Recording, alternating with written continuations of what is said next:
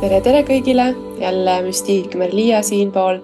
Täna on meil teise hooaja 5. episood ja täna me räägime alateadlikest mustritest, natuke võib-olla laiemalt, üldisemalt. Ma annan siis sõna sinule, Müstiik. Ja tegemist on siis podcastiga Peegeldused. Ja miks ta peegeldused on? Esiteks me peegeldame siin omavahel Merliiaga neid asju, aga teiseks tehes neid hologrammi sessioone aina selgemaks ja kindlamaks saab see, et reaalsus peegeldab meile seda, mis informatsioon on meil endal, meie enda süsteemis, meie enda energias. Mingis mõttes on see halb uudis, sest ta peegeldab järjekindlalt seda, mis seal on.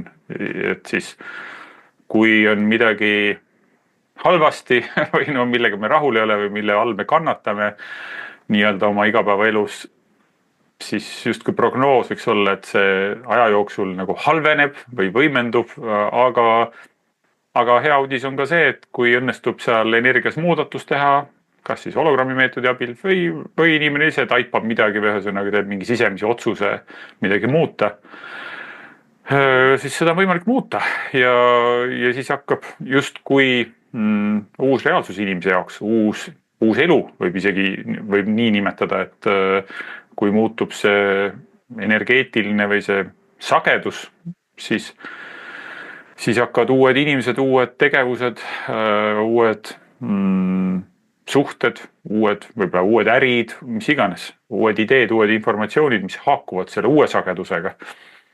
Et võib inimene muutuda, isegi inimese välimus võib muutuda, et silmnähtavalt, et enne ja pärast muudatust.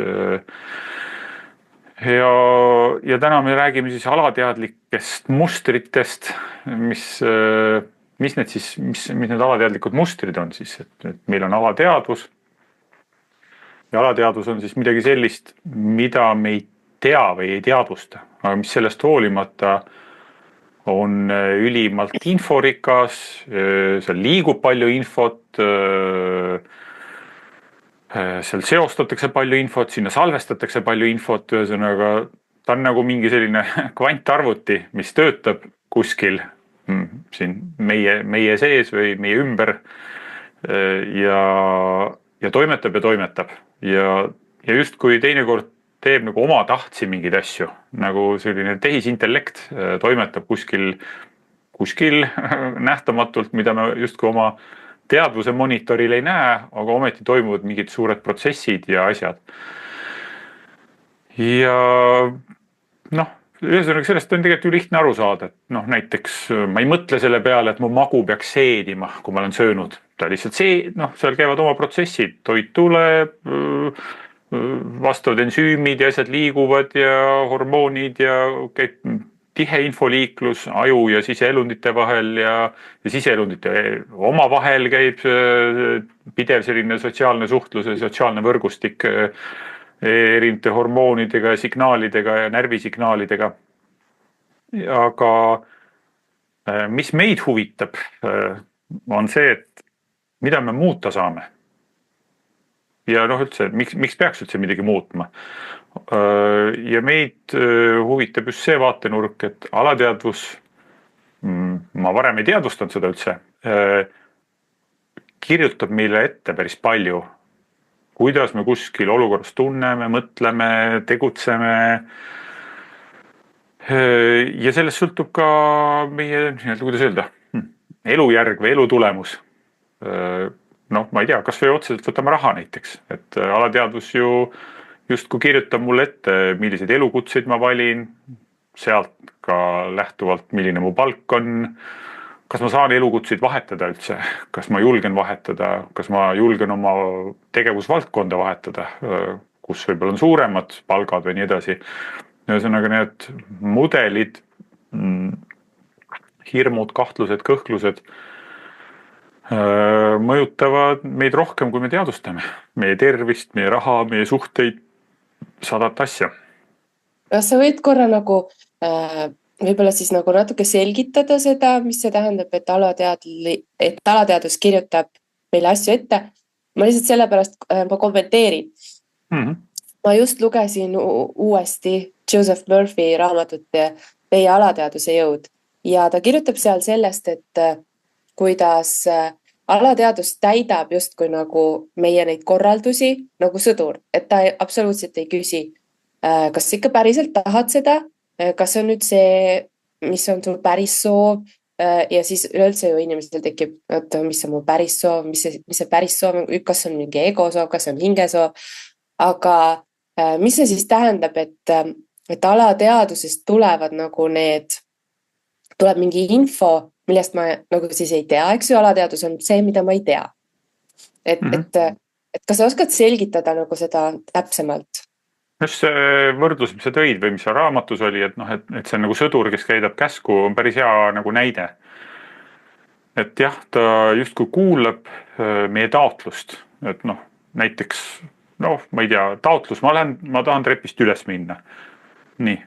Ja siis ma ei hakka mõtlema, mis lihas tööd teeb, kuidas mu üks jalg tõuseb ja teine jalg tõuseb ja kuidas mu keskkõrv hoiab tasakaalu ja kuidas mu silmad vaatavad objekte ruumis ja kõrvad kuulevad, kus mu keha asub ja käsi kompab käsipuud. Et seal on ju tuhandeid, kümneid tuhandeid, miljoneid nii-öelda andurite signaale liigub, mis koordineerivad lihaste tööd. See lihtsalt juhtub. Ma olen seda harjutanud lapsest peale seda koordinatsiooni ja see on alateadlikult automaatne. Ma lihtsalt mõtlen, ma olen teisele korrusele, keha läheb tipa-tapa trepist üles. Ma ei pea sellega tegelema ekstra. Et see nii-öelda alateadlik sõdur täidab minu käsud. Ja mis on ju suurepärane, mõtle, kui palju vaeva peaks nägema, et oma koordinatsiooni, propriotseptsiooni korraldada, seda kehatundlikkust mõtlema, et see lihas, ma liiguks aeglaselt siis nagu tigu.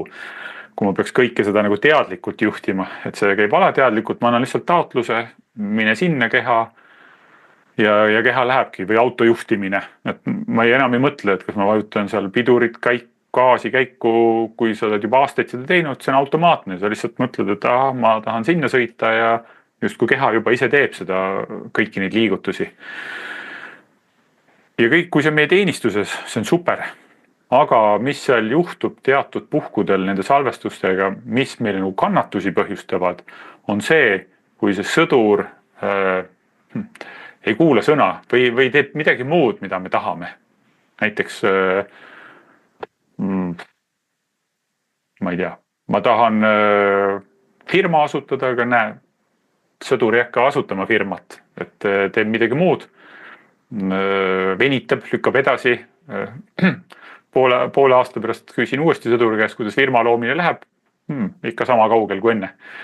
Et siis, et miks siis, meie küsimus on see, et miks see sõdur siis seda käsku ei täida või see sõjavägi või kes on see alateadlik nii-öelda power, alateadlik vägi, miks ta alati ei täida meie palveid, meil on mingi palve või mingi taotlus, ma ei tea, muutuma dieeti, hakata trenni tegema, luua suhet, lõpetada suhet, kirjutada raamat, kirjutada laul, asutada firma, hakata investeerima, mis iganes need on sellised asjad.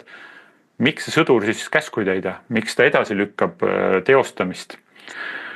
Ja siis me jõuamegi nende mustrite juurde, alateadlike mustrite juurde, mis nagu selle käsuahela nagu tuksi keeravad nii-öelda, et kui sõjaväes on käsuahel, et ülevalt tuleb käsk ja siis see on mõeldud täitmiseks, siis nende mustrite puhul on nii, et tuleb nagu käsk, aga sõdur ütleb, et alateadlik vägi ütleb, et aga mul on käsk veel kõrgemalt tasemelt, mis ütleb, et ma ei täida seda käsku, vaid ma teen seda teistmoodi, et see käsk ei lähe täitmiseks.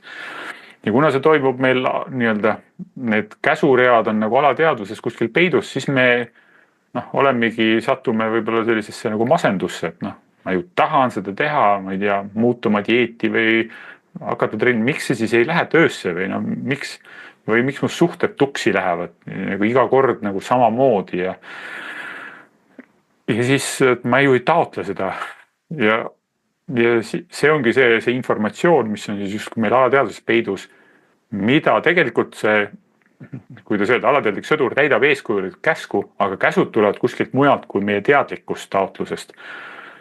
Ja võt see huvitab meid. Ja just see on see hologrammi meetodi maastik ja alateadvuse maastik. Kus need käsud on, mis need käsud on, kes need esitanud on ja kuidas neid muuta saaks, nii et siis teadlikud käsklused läheksid tööle.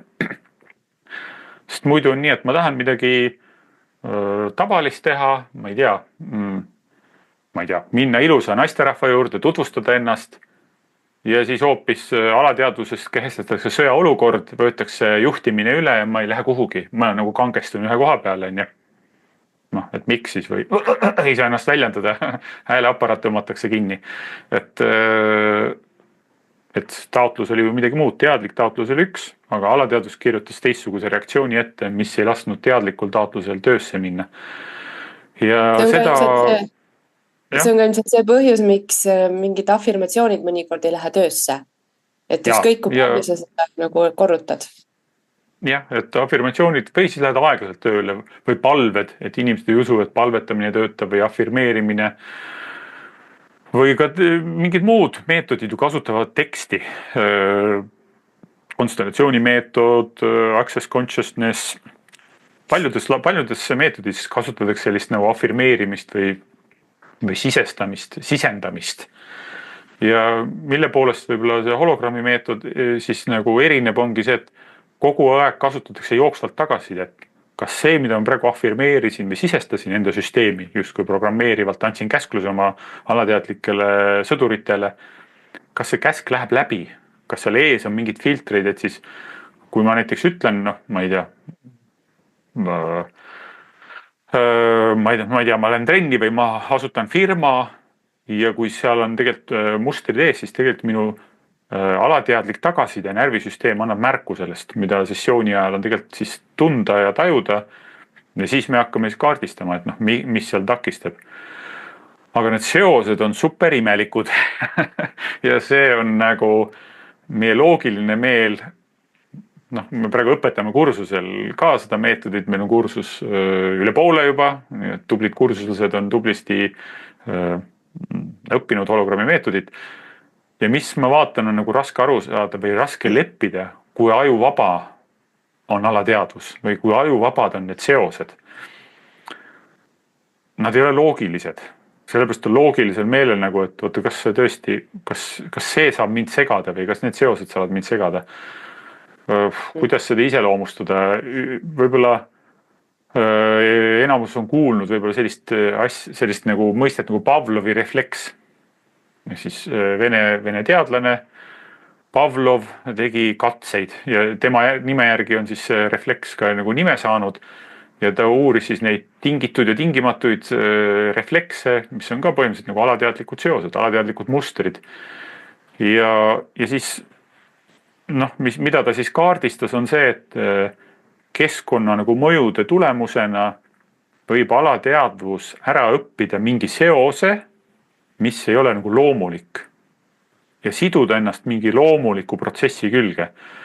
Tema tegi koertega katseid, siis katse lihtsalt nägi välja nii, et kui koerale pandi see toidukauss ette, siis koeral hakkas ila jooksma ja siis ilanäärmed hakkasid tööle, nagu, mis on loomulik reaktsioon, see valmistab nagu ette keha seda toitu läbi mäluma ja juba suus seedima ja eelseedimist tegema, mis on loomulik kehareaktsioon toidu peale. Ja mida siis Pavlov tegi, et siis kui andis koerale siis sööki, samal ajal helistas kellukest. Ja kui ta seda piisavalt kordas, siis tulemuseks oli see, et koera alateadvus seostas helina, söögi saamisega, omakorda ila eritumisega ja need näärmed või need ilanäärmed suus. Ja tulemus oli see, et ühel hetkel võeti see toidukaust nagu siit protsessist ära, helistati ainult kellukest ja koeral hakkas ila jooksma. Ja see nüüd oli nagu õpitud muster, alateadlik muster. Et koer õppis ära mingi sellise, mis ei ole loomulik asi. Kui üks suvalisele koerale kellukest helistada, ta vaatab, heal juhul tõstab kõrvad kikki ja vaatab, mis imelik hääl see on, aga tal ei hakka ila jooksma. Aga see spetsiaalselt nagu nii-öelda treenitud või trillitud koer õppis selle ära ja sellise seose. Tema alateadvus õppis ära sellise mustri, kelluke selin, ila jooksmine. Ja nüüd, ütleme, seda tehti teadlikult just, kui seda harjutati koeral sisse, aga nüüd inimesena meie alateadvus samamoodi õpib mingeid asju ära. Näiteks näiteks selline näide. Laps, 5-aastane laps, isa-ema vahetavad elukohta, teevad remonti. Algab remondiprotsess, värvitakse, tehakse seal pintslid, asjad, ütleme remondi atribuudid on ja räägitakse remondist ja räägitakse remondi planeerimisest. Aga samal ajal isa-ema lähevad ka tülli oma vahel. Võib-olla see on mingi suhtedraama, kellelgi on kõrvalsuhe või midagi. Ja suured tülid on majas. Ehk siis samal ajal on eluruumides remont, samal ajal isa-ema karjuvad üksteise peale, ühesõnaga on vihased, siis see laps, 5-aastane laps vaatab ehmunud seda kõike, seda protsessi pealt. Ja mida siis tema alateadvus võib sealt seostada? Remont ja isa-ema ehk siis partnerite vaheline konflikt. Võib-olla remont võib ka partnerite vahel konflikti tekitada, aga remont võib-olla ei olnud süüdlane, võib-olla seal mingid muud asjad hoopis, mis nii-öelda ema-isa vahel konflikti tekitasid. Aga lapse teadvus, nähes neid samu asju samas ruumis või samas kohas, et siin on remont ja värvilõhn ja pintslid ja ma ei tea, mingid sellised ehitusmaterjalid ja isa-ema kaklevad. Ja mis sellest siis lapse alateadvus võib salvestada? Remont võrdub partnerite vaheline konflikt, kuigi tegelikult loomulikult ei võrdu, aga siis tekib see salvestus. Mida see täiskasvanu jaoks, miks ma selle näite tõin, sest see on sessioonidest reaalne näide, tähendab seda, et täiskasvanu võib hakata remonti edasi lükkama, ta ei tea isegi miks. Tal võib tekkida teadlik mõte, et ma nüüd hakkan korteris, ostsin endal korteri, hakkan remonti tegema ja millegi pärast ei saa minna ostma neid materjale, kuidagi aeg läheb edasi ja kogu aeg lükkub edasi kuhugi määramatusse ja ei õnnestu ja mõtlen, mis kuramuse jama on, et ma ju tahan seda teha, ma tean, et ma tahan teha, mul on ideed olemas, mis värvi see sein tuleb ja mis sinna ja no ei lähe enne liikuma. Ja inimene tuleb selle pealegi, et tema alateadvus kaitseb teda. Sest remont tähendas partnerite lahku minemist. See alateadvus, justkui ära saada selle protsessiga tegelema hakka, justkui see oleks alateadvuse loogika, sest siis sa saad kõike seda valu ja hüljatust ja kõike seda tunda, mida see 5-aastane tundis siis, kui ema-isa oma vahel kaklesid ja siis lõpuks lahku läksid. Ja see ei olnud hea tunne, see oli oht elule 5-aastasele, sest tema maailm kukkus kildudeks, isa või ema või keegi kadus ära nii-öelda pildi pealt. Ja see lapse jaoks on see justkui eluohtlik olukord ja siis alateadvus kaitseb meid selle olukorra eest. Et siis remont alateadvuse jaoks oleks sama hea kui, ma ei tea, mürgine madu või kuri koer, kes meid ründab, et selle eest tuleb keha ruttu eemale viia ja siis remondiprotsessist ka tuleb igal juhul vältida seda, et keha satuks sinna protsessi, sest siis saab tunda hüljatust, siis saab tunda valu, kurbust ja igasugused muid intensiivseid asju, intensiivseid tundeid. Ja sellel moel siis see sõdur on siis nagu selline piirivalvur või kaitsja või politsei alateadlik, kes siis kaitseb meid ohu eest. Aru saamata, et see tänane täiskasvanud inimese teadlik taotlus, see ei ole ohtlik. Et see on soov, nagu võib-olla hingesoov, uus kodu, remontida uut moodi. Ja alateadvus kaitseb selle protsessi eest, et ära seda protsessi alusta ja inimesed... Seda näidet võib vist päris hästi paljundada igasugustele nendele teemadele, kui inimesed tunnevad, et nagu lükkavad asju edasi, et edasi lükkamine tahavad alustada mingi projektiga, aga ei saa, tahab vahetada töökohta, aga nagu ei õnnestu kuidagi. Kõik sellised edasi lükkamised on enamasti mingisuguse stressi või trauma seosed. Et me ei tule selle peale lihtsalt, sest see tundub nii ebaloogiline, mis mõttes remont on eluohtlik. See on ju hea. Ma saan ju ilusa kodu endale, ma saan nagu korda ja just sellist, nagu ma olen unistanud ja tahtnud ja ajakirjast vaadanud või kuskilt internetist, Pinterestist. Ja siis nagu tundub nagu täiesti ebaloogiline, et kuidas midagi minu sees on mingi selline nähtamatu mingi jõud, mis saboteerib seda nagu täiega ja nii võimsalt saboteerib, et noh, jääbki tegemata, põhimõtteliselt lükkubki määramatusse. Noh, aga remont okei. ma just tahtsin öelda, et kas sa oskad tuua näiteid ka näiteks, kui on nagu mingi terviseteema inimesel, et korduv terviseteema, kuidas seal võivad need alateadlikud mustrid olla tekkinud või noh, tavaliselt on ju, mis iganes terviseteema on, ikkagi on mingid mustrid seal all. Aga noh, kas sa oskad mõne näite tuua, kuidas nad tekivad? No võib-olla kõige lihtsam on lihaste teemal kuidagi seda mõista või taibata, et kui on mingi selline krooniline lihaspinge ja siis et lihas või lihaspasm või kuidas see nimetatakse, et mingi lihas läheb kogu aeg nagu justkui pingesse või mingi piirkond kehas läheb pingesse ja kangeks. Et seal võivad olla ka tekkinud sellised nii-öelda ajuvabad seosed, sama ajuvabad kui näiteks, ma ei tea, remont ja partnerlussuhe, samamoodi võib keha tasandil selline seos olla. See autojuhtimine ja silmanäide on ka päris hea võib-olla. Jah, võib-olla see näide, et näiteks, et inimesel on sümptom, peavalu, see on ka nagu sessioonide praktikast, et inimesel on sümptom, peavalu, ta ei tea miks. Nagu regulaarselt kordub mingi peavalu. Noh, palju põhjuseid võib olla peavalul, mis iganes, aga seal siis antud juhul sessioonis tuli kaardistades välja, et seda valu nagu tingib selline krooniline või regulaarne silmalihase pinge ühes silmas. Et silmalihased lähevad krooniliselt pingesse. Ja mis seal oli seos, kaardistades tuli välja, et silmalihas läks omakorda pingesse sellest, et jalalihas läks pingesse. Nagu silmalihase ja jalalihase vahel oleks nagu mingi suke nähtamatu alateadlik link. Ühe pingutus käivitas nagu teise lihase pinge. Ja kus see seos oli tekkinud nagu sellises šoki olukorras või trauma olukorras. Need seosed enamasti segased seosed tekivadki, et liiga palju infot on korraga või see käib liiga kiiresti ja aju ei suuda neid asju enam ära töödelda ja salvestub nagu mingisugune intensiivne template või mudel, mis võidakse käima panna siis sarnases olukorras või mingi sarnase päästiku peale.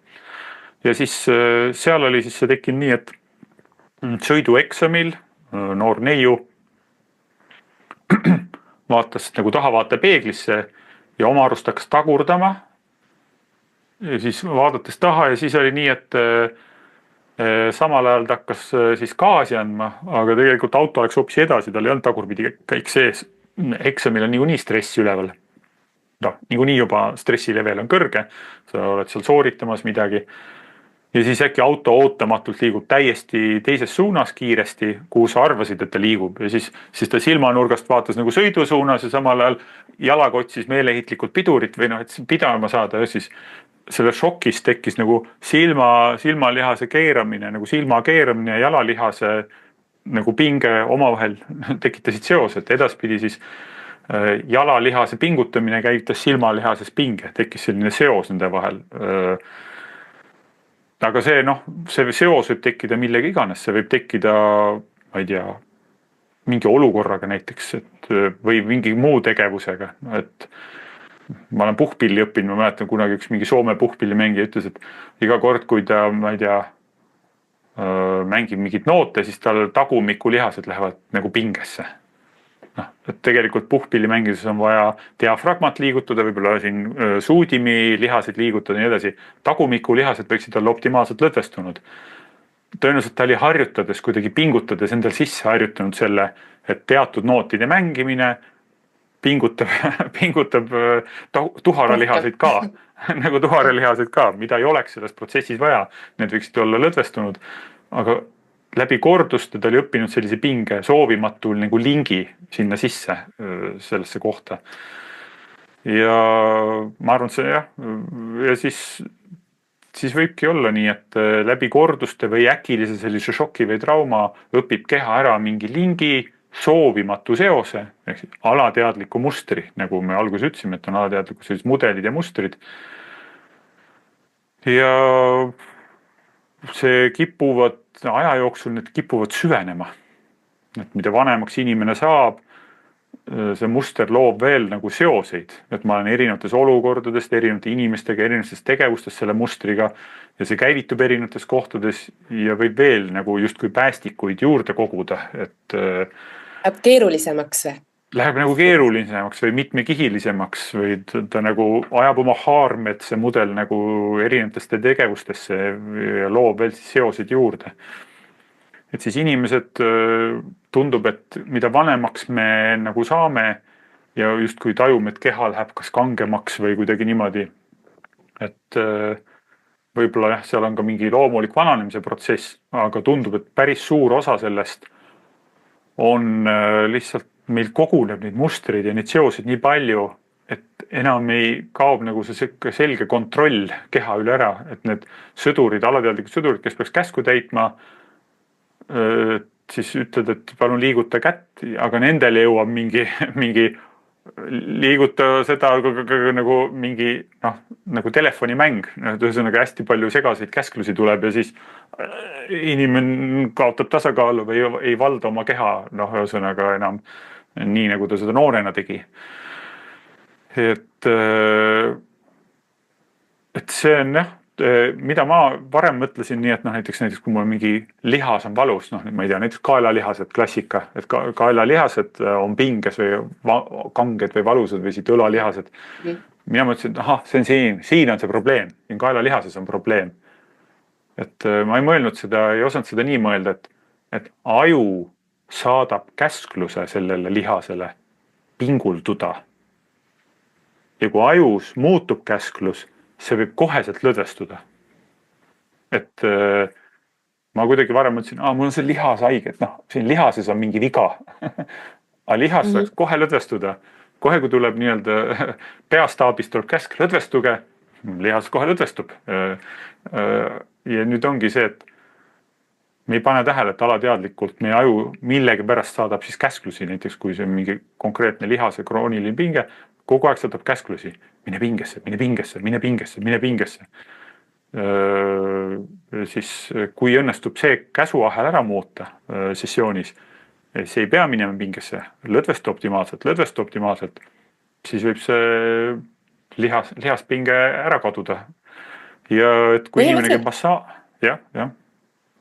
No räägi ära, ütle see massaažis. Ei, kui inimene käib massaažis, et siis mis seal juhtub, ongi massöör vajutab selle lihase peale ja aju nagu kaardistab, see on see lihas, seda tuleb lõdvestada, nagu massöör justkui eraldab selle teistest lihastes, vajutades sinna peale ja need andurid siis annavad ajule märku, see lihas, seda on vaja lõdvestada, et siis aju saadab selle lõdvestumiskäskluse lihas. Need andurid, massöör veel manuaalselt vajutab neid andureid, mis on siin kõõlustes ja lihase sees ja aju saab selle signaali lõdvesta seda lihast. Aga nüüd, kui see on nagu krooniline muster, siis see lihas võib edaspidi jälle pingesse minna, et siis sessioonides on võimalik neid mustrid nagu kaardistada ära lõpetada, et nad enam ei saa selliseid käsklusi minna. Üks asi, kui ma pingutan, teen tööd või teen trenni, arusaadav, siis ma pingutan, aga teinekord inimesed tajuvad neid pingeid, ei tea mitte millestki, läheb mingi asi pingesse kehas, ma ei ole mingit tööd teinud või hullult trenni teinud. Või et on nagu nii pikalt, et ei taastu justkui nagu see palu. Aga põhimõtteliselt see ei ole ju ainult lihastega, kuna alateadvus närvisüsteemi kaudu juhib kogu meie süsteemi, meie füsioloogilisi süsteeme. Põhimõtteliselt, kas see on kõik mõtteprotsessiga kõik seotud, siis tegelikult ju ja kuna minu alateadvus juhib minu närvisüsteemi ja närvisüsteemi juhib nagu kõike, mis mu kehas toimub, siis põhimõtteliselt, kui mina annan oma närvisüsteemile käskluse näiteks, ma ei tea, ütleme mulle midagi hormoonsüsteemiga, näiteks ma tahaks midagi oma hormoonsüsteemis ise muuta, ma võin anda siis põhimõtteliselt käskluse alateadvusele, et nii, et nüüd ma ei tea, see nüüd läheb korda mul siin mingi hormoonsüsteemis näiteks miski asi või näiteks, mis naistel hästi tihti üle 40, nagu see kortisooli tase kõigub, et kortisooli tase ei ole nagu optimaalne. Et kas ma saan lihtsalt selle käsklusega, kas neid näiteid on, et ma saan lihtsalt selle käsklusega nii-öelda ongi oma kortisooli tase korda? On küll, jah. lihtsalt selle peale nagu inimesed ei tule, et nad saavad oma tervisele ise käsklusi ei anda või noh, niimoodi dialoogi oma kehaga pidada. noh, et pöörduda mingi häälkäsklusega oma siseelundi või lihase, see kõlab paljude jaoks täna nagu, et mis asja mis sa nüüd räägid, et aga tuleb välja, et see toimib, lihtne näide on see, et ma pöördun oma hingamise poole, et see jääks rahulikumaks. Seda oskavad justkui kõik märgata, et tõepoolest hingamine jääbki rahulikumaks, kuigi ta saab täiesti ilma minu teadvuseta ju hingamine töötab ka, ilma et ma mõtleks selle peale. Või kui ma mõtlen, et ma lõdvestun ja mu pulss jääb aeglasemaks, kui mõõta pulssi, siis ta jääbki tegelikult päriselt ka aeglasemaks või niimoodi rahulikumaks. Ja samamoodi saab tegelikult dialoogi kõikide füsioloogiliste süsteemidega pidada. Aga miks inimesed, et aga ma andsin nüüd käskluse, miks see käima ei läinud?